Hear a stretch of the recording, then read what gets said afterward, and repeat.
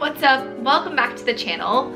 So today's video, this week's video, we're gonna have a little chat. We're gonna have a little park and bark type of video. I got some stuff I want to talk about, some stuff that I think is very important for fellow performers to hear, and a little story I want to share about what has been going on in my life recently, some exciting things that have gone on in my life, and we're gonna chat about it. So I am very comfy in some PJs right now. It's late at night on a random Tuesday, but let's get into it. As you can tell by the title of this video, I recently booked something and turned it down, which was a dream role of mine, a dream company to work for, something I've been working so hard towards, and I turned it down.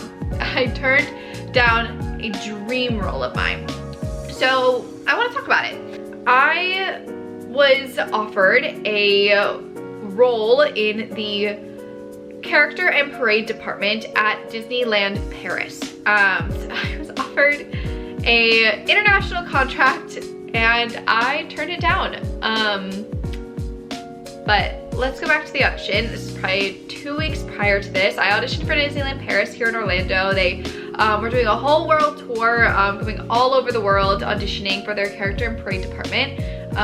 So I submitted for them and got offered a spot in their callback in Orlando. So I went, and it was a pretty standard like character and parade audition like you would at Disney or in any theme park really. So it involved a lot of animation and movement and dance, and like a bunch of different rounds and cuts went on. And I had done this audition last year. I did not make it to the very end. Last year I got cut, I think, the second to last round, and that was that. But this year I made it to the very end of this audition. It was probably me and maybe a dozen or so people from in just my time slot that, you know, got kept to the very end, and that involved a lot more rounds of, you know, we animated, we danced, we did some fittings, we did some readings in costume or whatever, and you know, did a lot more things for them. They took a lot of pictures and videos of us, stuff like that, to kind of send to the rest of their casting team and make some decisions on who they wanted to give offers to. So I left that audition feeling very good. I knew I did as good as I could possibly do in that type of audition. I felt really good about my choices, and I thought that they really liked what I did, and I felt good about what I put out on the table. So I left that audition being on the ultimate high and just feeling super proud of myself and super proud of what I accomplished in that room. So right before I left the audition, I was invited to sign up for basically an orientation where you know, they kind of go over details of a contract, or a little bit more about the job. So if you are offered a contract, you kind of know what you're getting yourself into, which is really great, because moving across the world is a big leap of faith and a big step, and it's really important to know kind of what you're getting into before you make that big move. So it was over Zoom. So if you remember a couple weeks ago when I went home for my brother's college graduation, I had said in that video that I had a very important Zoom call that I was attending, and that was that Zoom call. So I went on Zoom with a bunch of other potential candidates and with Disneyland Paris, and kind of got to learn a little more about what the contract would be. And let me just say that I was super excited after the audition, and was super excited about potentially getting an offer, and was fully on board to, you know, make that leap and accept one if it was offered to me. Just based on what I had heard about international contracts for different parks and the contract entails, just based on my prior knowledge, I was pretty on board. So I went on this Zoom call, and I can't really give details about exactly what would go on. But basically I took a bunch of notes, and after evaluating the information I was given, I kind of knew right from then that I don't think this is a contract I would want to accept, just based on the amount of work I would be doing and the amount of roles I would need to learn, both performer and non-performer roles, and then also just the accommodations and the overall money situation having to do with this type of contract, of what I was being paid and how I was being paid, and how that translated to the amount of work I was doing and the accommodations I'd be living in and what other costs were associated with that. I did a lot of calculating and a lot of number crunching to figure out, you know, what was I actually getting out of this contract, and would it be beneficial for me to make this giant leap and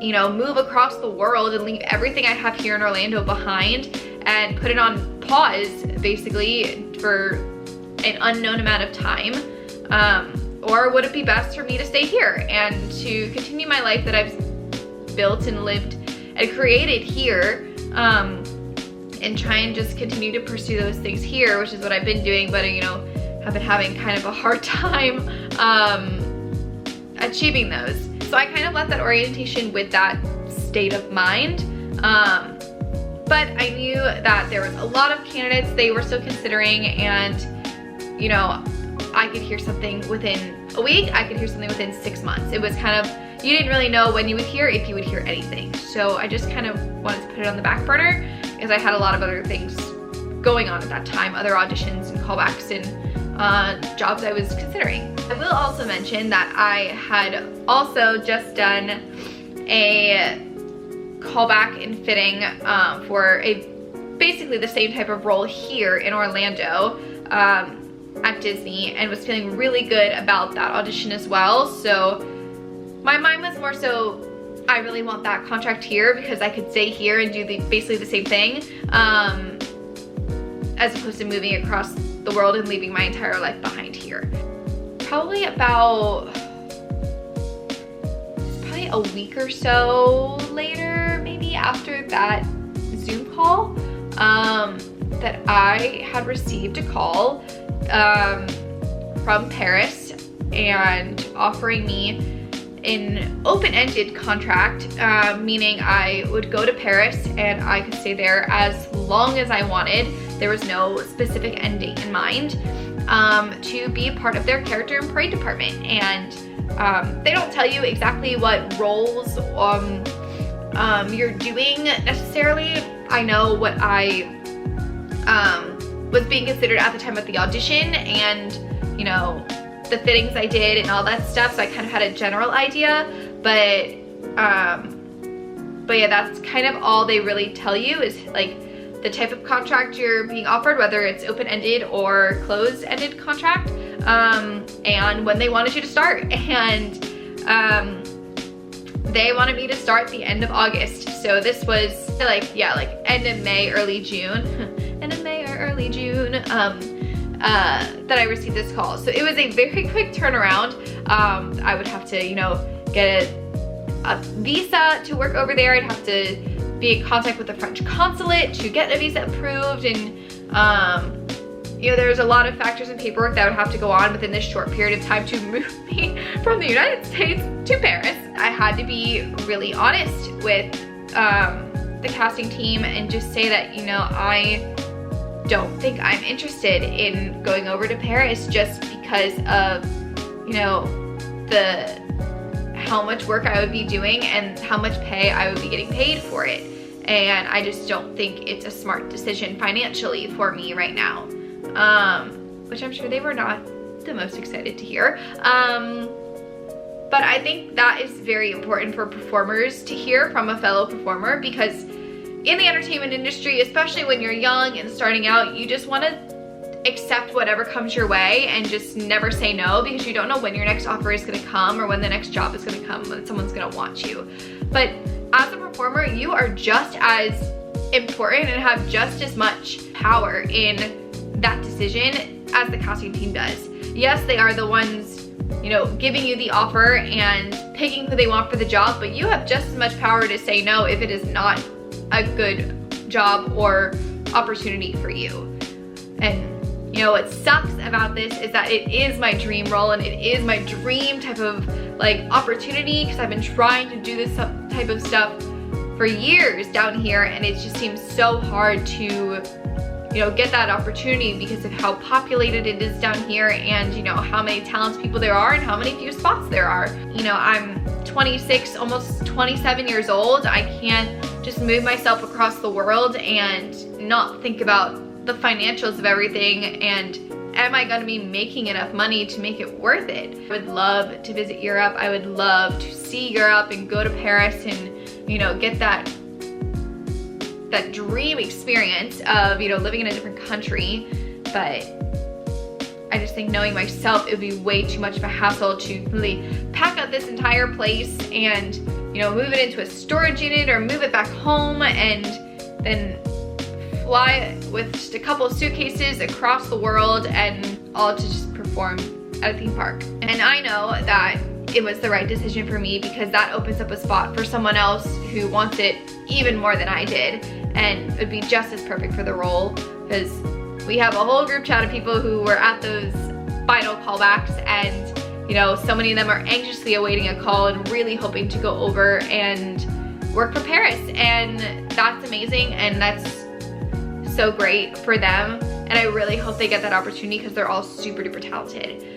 Unfortunately, the opportunities and the offer for Paris are very different from, I think, the other parks, either in Asia or Japan, China, all that type of stuff. They all have their own different contracts with different benefits. And unfortunately, I was so also mindset on potentially getting an offer here in Orlando for the same type of role, and I did not get that role. I did not get that offer. I was not approved in what they were calling me back for. So unfortunately, it's kind of back to the drawing board and having to go through that process all over again in a few months or whenever they have the auditions again.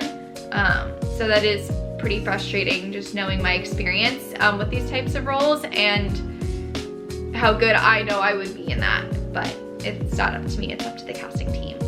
I definitely think it solidified the fact that I want to stay here in Orlando, and I do not want to go international, and I don't want to travel really for work. I just kind of want to build my life here, because I know Orlando is just the perfect spot for me, and has so many opportunities for me as a performer and to grow throughout the years as I get older and gain more experience and just really start to settle down and start my life here.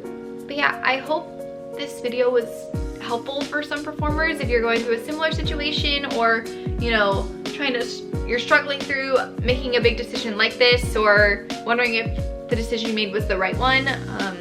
I'm a firm believer that everything happens for a reason, and I know that just because this door has closed, there is another one that is going to open for me very soon. And it's important to really know your worth as a performer, and you know, you should never work for free. You should always make sure you're making smart financial decisions as a performer, because you know, financial stability is not easy in the entertainment industry. So I feel very fortunate that here in Orlando it is a lot more common, and it is a lot easier to be financially stable here, and I want to continue that. I'm not just gonna go, you know, 3 steps back just for an amazing opportunity like that. So yeah, that's kind of the end of this little park and bark, sit down and chat type of video. But I just kind of wanted to tell you guys about that opportunity, because it is a really great opportunity for me, and was. And I'm very grateful to have been offered a contract right off the bat from them. And for them to have really liked what I did, to want to keep me there as long as I physically wanted to be.